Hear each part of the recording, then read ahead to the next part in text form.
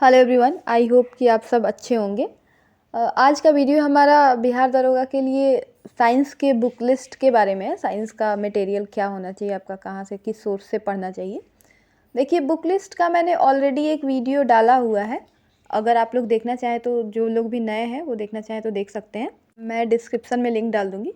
लेकिन ये video specially science के लिए है, क्योंकि कुछ लोगों का डाउट था कि साइंस कहाँ से पढ़ें, साइंस में क्वेश्चन कहाँ से आते हैं। मैंने कौन से सोर्स फॉलो किए, मैंने नोट्स कहाँ से बनाए या फिर कहाँ से पढ़ाई की, तो उसी को लेके बात करेंगे।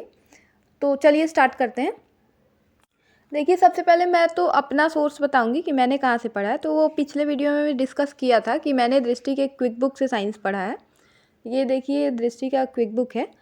इससे क्वेश्चन आ जाते हैं, मतलब सॉल्व हो जाता है जितना होता है। ऐसा नहीं है कि इससे बाहर रहेगा आपका। और उसके अलावा आप प्रीवियस ईयर अगर अच्छे से करते हैं, आप एक बार सिलेबस देख लीजिएगा। सबसे पहले आपको ये करना है कि सिलेबस देखिएगा, उसके बाद प्रीवियस ईयर क्वेश्चन देख लीजिएगा। उसके बाद अगर आप कोई भी बुक या कोई भी सोर्स रेफ़र करते हैं तो आपको बहुत ज़्यादा फ़ायदा होगा। वो बस साइंस के लिए ही मैं नहीं बता रही हूँ, ये किसी भी सब्जेक्ट के लिए है। दरोगा के एग्ज़ाम भी, चाहे वो दरोगा का हो या फिर कोई भी और एग्ज़ाम हो, तो आप ये तरीका अपना के देखिएगा, बहुत बेनिफिट होता है। तो मैंने ये बुक से पढ़ाई की थी, इसी को मैं शुरू से पढ़ते आ रही हूँ, बहुत बार पढ़ा है।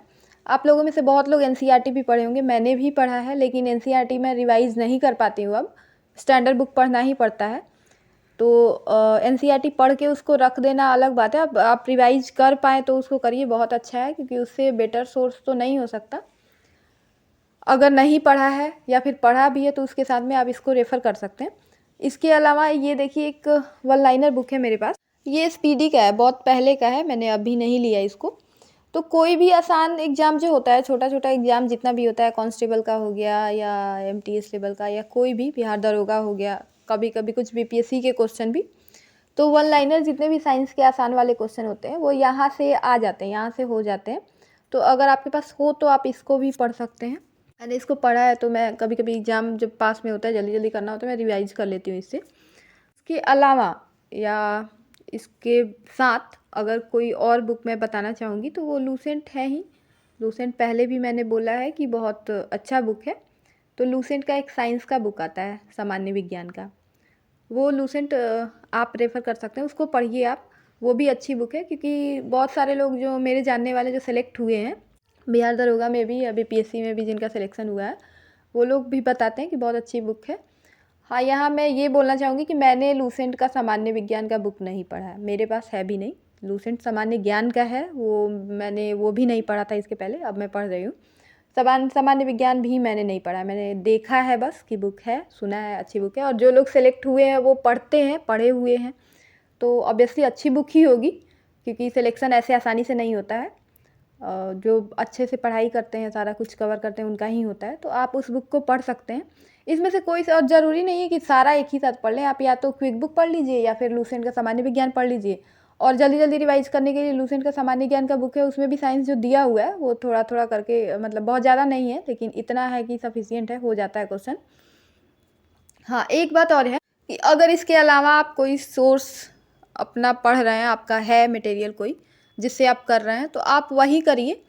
आपको ज़रूरी नहीं है कि वो करके, क्योंकि बहुत सारे लोग, मैंने कमेंट में देखा कि पिछले वीडियो में जो बुक लिस्ट वाली मेरी वीडियो है, तो उसमें बहुत लोग पूछे हुए थे कि अगर मैंने घटना चक्र पढ़ा है या एनसीईआरटी है तो इसके अलावा ये पढ़ना चाहिए या नहीं। तो आप लोगों को मैं यही बोलना चाहूँगी, कोई ज़रूरत नहीं है कि मैं जो बुक लिस्ट फॉलो कर रही हूँ या फिर जो सेलेक्ट हो चुके हैं वो फॉलो कर रहे हैं या कोई और कर रहा है, आप भी वही करें, कोई ज़रूरत नहीं है। जो बुक होता है आपके पास, जो जो बुक्स हैं जिनसे क्वेश्चन आ रहा है, आप कोई भी पढ़ सकते हैं। और एक ही सोर्स को बार-बार पढ़िए, जो आप पढ़ रहे हैं उसी को बार-बार पढ़िए, आपको बढ़ाने का ज़रूरत नहीं है। ये नहीं है कि, बिल्कुल मत कीजिए कि आज ये पढ़ लिए, कल वो पढ़ लिए, बार-बार चेंज मत कीजिए। और बहुत ज़्यादा भी मत बढ़ाइए, क्योंकि अभी तो आपको आसान लगेगा, अभी नया-नया है तो आप पढ़ रहे होंगे तो लगेगा कि ठीक है, ये भी पढ़ लेंगे, ये भी पढ़ लेंगे, सारा कुछ पढ़ लेंगे। लेकिन एंड में आप उसको रिवाइज़ नहीं कर पाइएगा।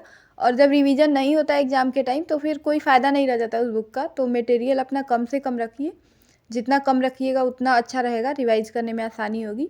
और प्रीवियस ईयर क्वेश्चन और मॉक टेस्ट जितना आप लगाएंगे उतना अच्छा रहेगा।